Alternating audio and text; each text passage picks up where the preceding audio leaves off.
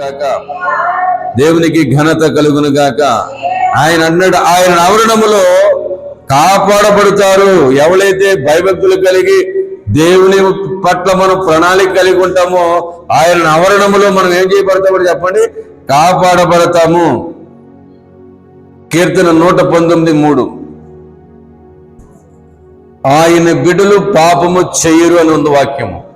ఆయన మార్గములు నడుచు ఏ పాపము చేయరు.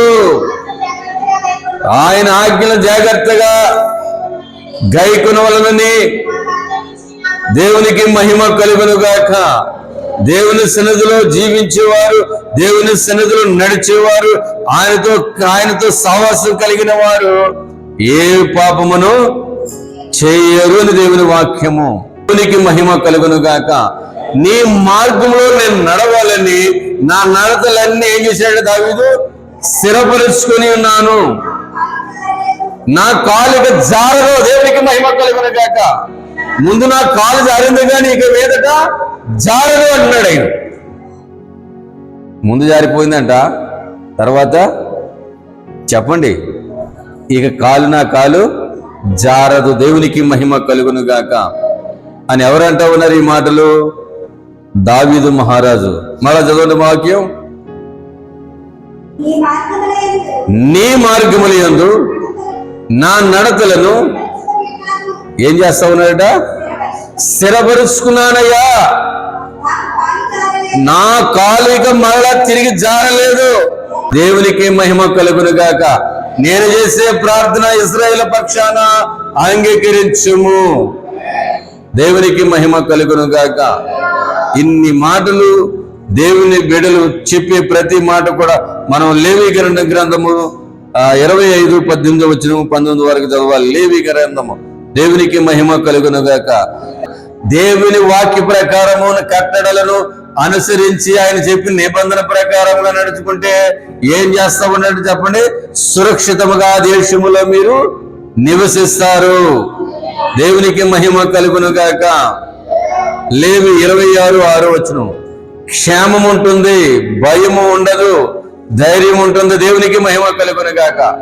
దేవునిలో గడిపే వారికి, దేవునితో సహవాసం చేసే వారికి ఏముండదట చెప్పండి, చెప్పలేము. ఏముండదట? క్షేమం ఉంటుంది, భయం ఉండదు, ధైర్యం ఉంటుంది నివసించే వారికి. దేవునికి మహిమ కలుగును గాక. పూర్వకాలం మందు ఆ రీతిలుగా ఉన్నారు. ఆ రీతిగా ప్రజల ద్వారాగా దేవుని బిడ్డలు హింసింపబడేవాళ్ళు. ఈ రోజున పాపం అనేది మనుషుల్ని ఏలుతా ఉంది. ఈ రోజున దాడి చేస్తా ఉంది. దోసుకునేవాడు ఎలా వస్తా ఉన్నాడు, వీళ్ళలో పవిత్రతను దోసుకునేటక్కును, వీళ్ళలో ఉన్న పరిశుద్ధం దోసుకునేటక్కును, వీళ్ళలో ఉన్న నీతిని దోసుకునేటక్కును అపవాది కూడా ఈ రోజున మన దేశంలో లేక మన ప్రాంతంలో ఈ రోజున ఈ రీతిగా ఆ రోజున ఆ రీతిగా ఉన్నాడు. ఈ రీతిగా ఈ రోజున దేవుని ప్రజలను వాడు మోసగిస్తా ఉన్నాడు. వాడి పేరే అపవాది, వాడే లూసిఫర్. మన ఆది కాలము అవ్వాదములను మోసగించిన వాడు ఈ రోజున కూడా లోకములో ఉన్నాడు. వాడు కుటుంబాలు పతనం చేసేవాడు వాడే, భార్య భర్తలను విడదీసేవాడు వాడే, లేనిపోని వాళ్ళకి బాధలు పెట్టి కలిగించి కుటుంబాలు చంద్రమదనంగా చేసేవాడు వాడే. దేవునికి మహిమ కలుగును గాక. మనము దీర్ఘశాంతము కలిగిన వారుగా ఉండాలట. ఎలా ఉండాలి చెప్పండి? బాధ వచ్చినప్పుడు ఒకలాగా, బాధ లేకపోతే తప్పురేంటి? దీర్ఘశాంతము అది ఎవరి దగ్గర ఉంది అంటే దేవుని దగ్గర ఉంది. అది మన దగ్గర కూడా ఉండాలి. దేవునికి మహిమ కలుగును గాక. ఏంటది? దీర్ఘశాంతము. తప్పును క్షమించేది,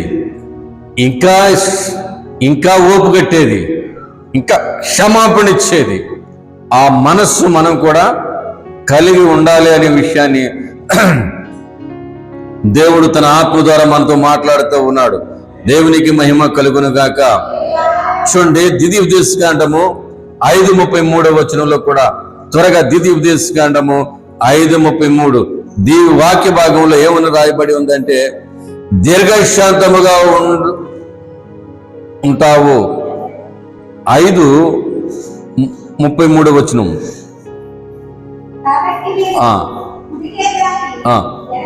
అంటే కాబట్టి మీరు కుడికే గాని ఎడమకే గాని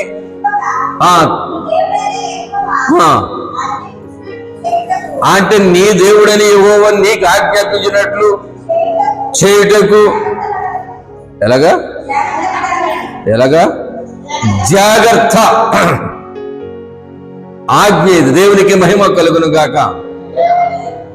కుడి తట్టుకైనా ఎడమ తట్టుకైనా మనం తిరగకూడదు. ఇది ఆజ్ఞ. అలా తిరిగితే దేవుని కృప, దేవుని ఆశీర్వాదం, దేవుని బలము నీ దగ్గర నుంచి సంవత్సరానికి పోనట్టుగా పోద్దు. దేవునికి మహిమ కలుగును గాక. అర్థమవుతుందా? అప్పటి వరకు బాగానే ఉంటాం. ఎప్పుడైతే దరిద్రుడు శైతానుగాడు మనలో ప్రవేశించాడో, వాడు మనలోకి ప్రవేశించినప్పుడు దేవుని బలము, దేవుని శక్తి తొలగిపోద్ది. దేవునికి మహిమ కలుగును గాక. ఏంటండి ఆడితే తొలగిపోవటం ఏంటండి అనుకోవచ్చు మీరు. ఒక మాట చెప్తాను, చాలా విలువైంది, జ్ఞాపకం చేసుకున్నాను. చీకటి వచ్చినప్పుడు వెలుగు అక్కడ ఉండదు. ఉంటుందా? వెలుగు వచ్చినప్పుడు చీకటి అక్కడ ఉండదు. అంటే నువ్వు చీకటిగా ఉంటే నీ దగ్గరికి ఏమి రాదు, ఇప్పుడు వెలుగు రాదు. నువ్వు పాపములో, శాపములో, అక్రమంలో ఉన్నావా, వెలుగు నీ నుండి దూరం అయిపోద్ది. నువ్వు పవిత్రతను, పరిశుద్ధతను, దేవుని ఆత్మను పొందుకొని దేవునితో సహవాసం చేసావా, చీకటి అక్కడ ఉండదు. దేవునికి మహిమ కలుగును గాక. నువ్వు వెలుగు సంబంధివి. దేవుని వెలుగు నీలో ఉండదు కనుక పాపము నిన్ను ఎంటాడదు, పాపము నీ జోలికి రాదు. దేవునికి మహిమ కలుగును గాక. అందుకని ఆ పాపాన్ని ఖండించేటప్పును, ఆ రాజులు విధించిన ఆ నిబంధనలను ఉల్లంఘించేటప్పును, వాటిని తెంపేటప్పును, వాటిని బంధించేటప్పును భక్తులకు ఏమిచ్చాడు దేవుడు? చెప్పరేంటి? కీర్తన గ్రంథంలో ఏమిచ్చాడు ఆయన? ఖడ్గము. ఇదేనంట వారి ఘనత. దేవునికి మహిమ కలుగును గాక. ఏం చేయటానికి? మనుషులు చంపటానికి ఇచ్చాడు ఆయన. పాపము మీద, అక్రమం మీద, రాజులు ఏదైతే చెడులు చేస్తున్నారో వాటి మీద. దేవునికి మహిమ కలుగును గాక. ఏ ప్రజలైతే నీతిమంతులను బాధ పెడతా ఉన్నారో వాళ్ళని విడిపించి వాళ్ళని బంధించుటకు, దేవుని వాక్యము ద్వారా ఖండించుటకు దేవునికి మహిమ కలుగును గాక. ఇదేనంట వారి ఘనత. దేవునికి మహిమ కలుగును గాక. మాకు నీతిగా ఉన్నామండి, మాకేమీ రాలేదండి అని చాలా మంది అంటూ ఉంటారు. ఏమంటారు చెప్పండి? నీతిగా ఉన్నామండి, మాకేమి, దేవుడు నీకేమి ఇచ్చాడైనా చెప్పరేంటమ్మా? ఖడ్గం ఇచ్చాడా లేదా? అది ఎలా వాడుకోవాలి మనం? పాపాన్ని ఖండించాలి, అక్రమాన్ని ఖండించాలి, తప్పును ఖండించాలి, అటువంటి వారిని శిక్షించాలి. దేవునికి మహిమ కలుగును గాక. దేవుని వాక్యము ద్వారాగానే లోకంలో మనకి సెంటర్ జైల్లో అధికారం లేదు. వాక్యమే మనకి సెంటర్, ఖచ్చితమైన వాయుధము. దేవునికి మహిమ కలుగును గాక. దేని భూమి మీద మీరు బంధిస్తారో అది పరలోకమందు కూడా బంధింపబడుతుంది. భూమి మీద దేని ఇప్పుతారో మీరు, అది చెప్పరండి, పరలోకమందు ఇప్పబడుతుంది. ఈ మాట చాలా జాగ్రత్తగా జ్ఞాపకం చేసుకోవాలి. మీరు పాపం భూమి మీద చేస్తారా, అది అక్కడ ఇప్పబడుతుందట. మీరు నీతిగా ఉంటారు, ఎక్కడ పరిశుద్ధులుగా ఉంటారు, ఆ పరిశుద్ధత దేవుని దగ్గర ఇప్పబడతాడు. దేవునికి మహిమ కలుగును గాక. అందుకని మనం దేవుని బంధించాలి అంటే శరీరాశ, నేత్రాశ, జీవడంబము ఇవి తండ్రి వలన వచ్చినవి కావు. ఈ అపవాదిగడి ద్వారా వచ్చింది. అపవాదముల నుంచి దగ్గర నుంచి ఈ దినాన్ని కూడా మన దగ్గరికి వచ్చింది. దేవునికి మహిమ కలుగును గాక. అప్పుడు వాటిని మనం చేయకోకుండా ఉంటే, మనం వీటిని బంధిస్తే పరలోకమందు దేవుని దగ్గర మనం దాసపడతాం. దేవునికి మహిమ కలుగును గాక. అందుకని మరొక మాటను కూడా మనం జ్ఞాపకం చేసుకుందాం. దేవుని వాక్యము చూడండి, ద్వితీయోపదేశకాండం 6:3. దేవుని మాటలు విన్నా, దేవునికి లోబడి జీవించిన, దేవుని వాక్యానికి విధేయత కలిగి ప్రార్థన చేసిన ఆ ప్రార్థనలంట గొప్ప దీవునిగా మార్చబడుతుంది అని రాయబడింది ఇక్కడ వాక్యం. ఎవరి మాట మనం వినాలి? దేవుని మాట వినాలి. ఇక్కడ ద్వితీయోపదేశకాండంలో ఏమో 6:3 ఏమని ఉందంటే, బహుగా అభివృద్ధి పొందాలంటే నువ్వు దేవుని మాట వినాలి. ఎవరి మాట వినాలి? దేవుని మాట వినాలి. దేవుని మాట వింటే అప్పుడు నీకేం కలుగుతుంది చెప్పండి? బహు అభివృద్ధి పొందుతావు. దేవునికి మహిమ కలుగును గాక. తర్వాత ద్వితీయోపదేశకాండం 6:25, నీతి కలుగుతుంది నీకు. నువ్వు యథార్థంగా ప్రవర్తించినప్పుడు, దేవుని మాట విన్నప్పుడు, ఆయన ఆజ్ఞలకు లోబడినప్పుడు నీకేం కలుగుతుందని ఇక్కడ వాక్యం ఉందంటే, నీతి కలుగుతున్నది. బోధించేవాడికి దుఃఖం వస్తూ ఉంటుంది. దేవునికి మహిమ కలుగును గాక. కారణం అంటే ఏంటనుకుంటారు? ఆ పరిశుద్ధ దుఃఖము, ఆ పరిశుద్ధ ఆనందం తక్కువ ఉంటుంది, దుఃఖమే వస్తూ ఉంటుంది. దేవునికి మహిమ కలుగును గాక.